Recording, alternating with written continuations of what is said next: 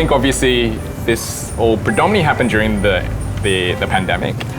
We started conversations about a year ago. Things didn't really get that serious until maybe sort of a few months further down the line. You're obviously having to facilitate all these discussions completely remotely. I think we were very fortunate that we could meet some of the guys in person. Obviously there's some complexities, particularly around, travel bans with India after the Delta variant and stuff like that. Once we met them, whether it's virtual, in person, I think what was very, very clear was that, although we were sort of companies at different stages of our life cycle, and obviously different geographies, we shared very, very similar values.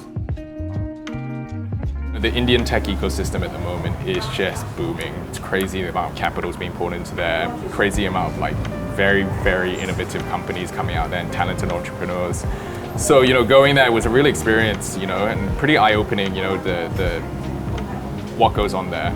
When you go somewhere and you feel the energy, you absorb it, and it's just you want more.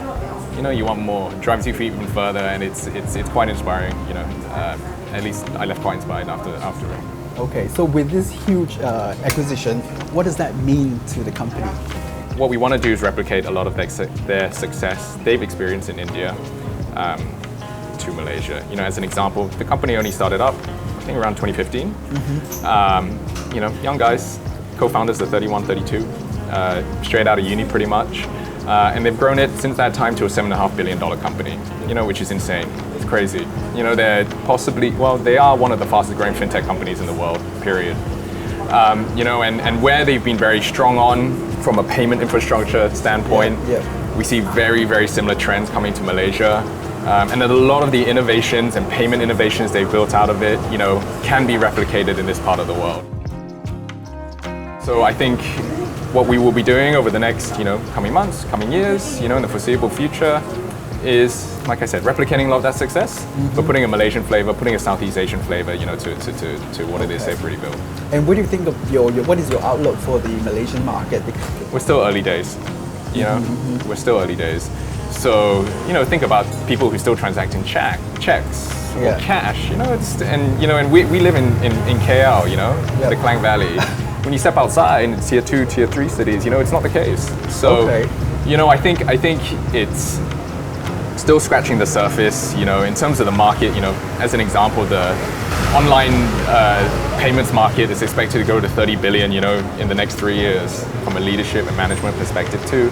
I suppose I'm constantly evolving, and trying to see, hey, shit, there was something I did then which I thought was good at the time, but certainly as I move forward, things have to change, and I think it's an ongoing process. Okay, so as a young entrepreneur, what are your goals, personal goals? Personal goals. Often when I think about, what are my personal goals, I think some of the words that come to mind is impact, legacy, just generally. How is it that I can leave a mark through what it is we are building, leave a mark, where you can go back, 30 years from now or whatever, say, hey, we built that, and leave a legacy and impact, and make things better.